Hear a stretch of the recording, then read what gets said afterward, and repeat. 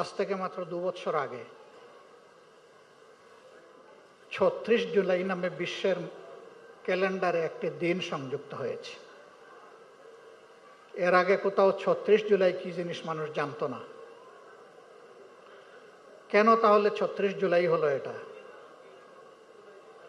কারণ জুলাইয়ের 1 তারিখ থেকে অন্যায় ও সত্যের প্রতিবাদে ছাত্র সমাজ যে গর্জন শুরু করেছিল, সেই গর্জন পূর্ণতা পেয়েছিল আগস্টের 5 তারিখ। এই জন্য জুলাইকেই ধারণ করার জন্য আগস্টের 5 তারিখটাকে ৩৬ জুলাই করা হয়েছে।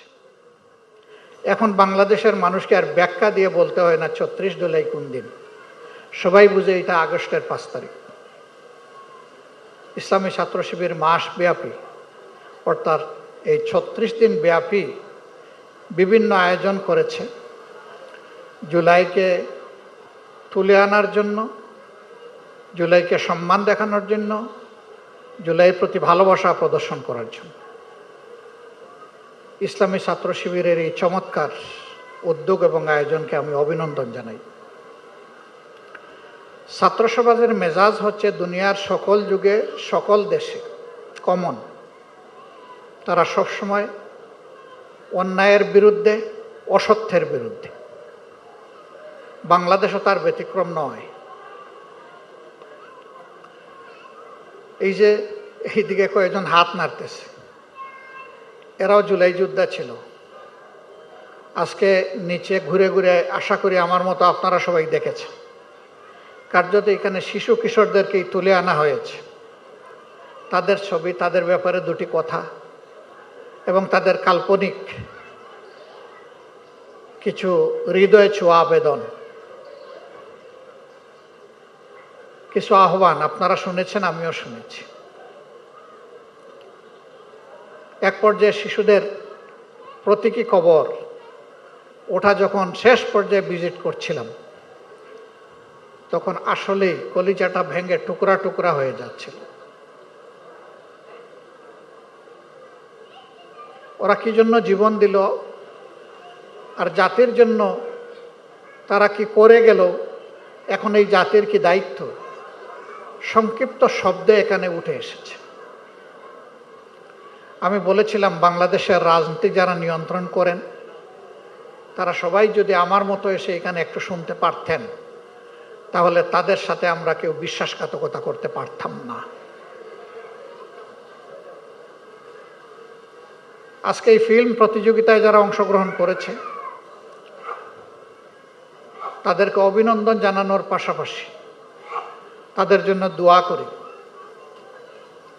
আজকে তাদের কল্পনার রং তুলিতে যেভাবে তারা জুলাইকে তুলে এনেছে, ধারণ করেছে এবং জাতির সামনে উপস্থাপন করেছে, আগামীতে এরাই যেন জাতির নেতৃত্ব দিতে পারে।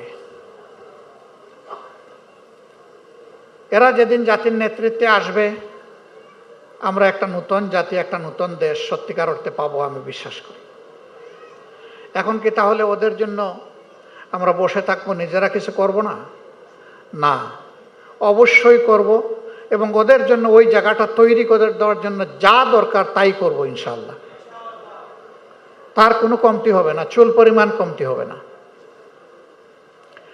আমরা জুলাই শহীদ পরিবার, আহত পঙ্গু সমস্ত যোদ্ধা ভাই বোনদের প্রতি আমরা অঙ্গীকার ব্যক্ত করছি।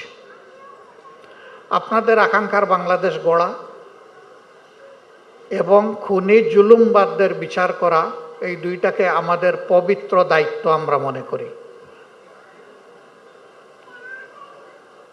যদি খুনি এবং জুলুমবাদদের বিচার না হয়, তাহলে এই জাতির মধ্যে আরো বেশি বেশি করে খুনি তৈরি হবে।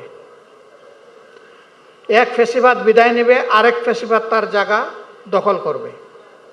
আমরা ওই রূপান্তরটা চাইনি।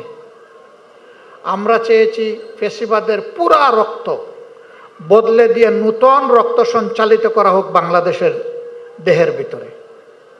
আমরা সেই পরিবর্তনের বাংলাদেশই চাচ্ছি এবং এর জন্য অনিবার্য হয়ে উঠেছে গণভোটের গণরায় বাস্তবায়ন, জুলাই সনদ হুবহু বাস্তবায়ন। সরকারি দল এখনো চাচ্ছে না, তারা বলে আমরা অক্ষরে অক্ষরে বাস্তবায়ন করব, কিন্তু সব উল্টাপথে হাঁটতেছে। আমরা তাদেরকে অনুরোধ জানাবো, সঠিক পথে আসো। সঠিক পথে না আসলে এই জাতি অতীতে যাদেরকে সঠিক পথে এনেছে আপনাদেরকেও সঠিক পথে আসতে তারা বাধ্য করবে, অথবা অতীতের ফ্যাসিস্টদের যে পরিণতি হয়েছে সেই পরিণতি আপনাদেরকে ভোগ করতে হবে। নিচে আপনারা দেখেছেন স্বৈরাচারের গলায় রশি দিয়ে চতুর্দিকে এক একজন ধরে রেখেছে, টান দিচ্ছে। কারা টান দিচ্ছে? আবু সাইদ। কে টান দিচ্ছে? মুগ্ধ। কে? ওয়াসিফ। কে? নাইমা। কে? আনাস। এরা টান দিচ্ছে। স্লোগান ছিল, রশি ধরে মারো টান, ফেসিবাদ হবে খান খান। এরা এমন টান দিয়েছে যে ফেসিবাদ খান খান হয়ে চতুর্দিকে উড়ে গেছে, টিকতে পারে নাই।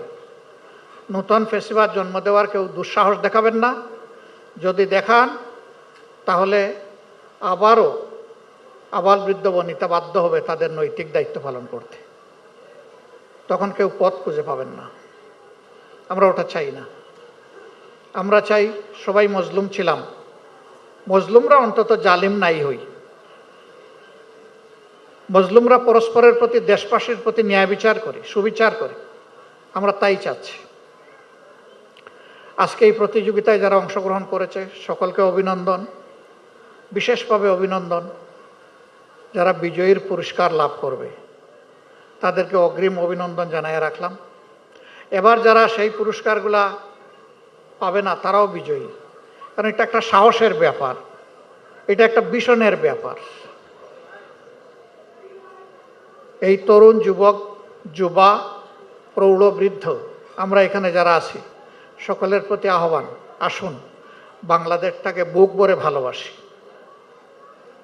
এদেশের মানুষকে সম্মান করি, পরস্পরের অধিকারের পাহারাদার হই। নিজে যেভাবে সম্মানিত হয়ে সমাজে বাঁচতে চাই, অন্যকে তার প্রাপ্য সম্মানটা নিশ্চিত করি। নিজে যেভাবে বঞ্চিত হলে সুবিচার আশা করি, সকলের জন্য সেই সুবিচার নিশ্চিত হোক।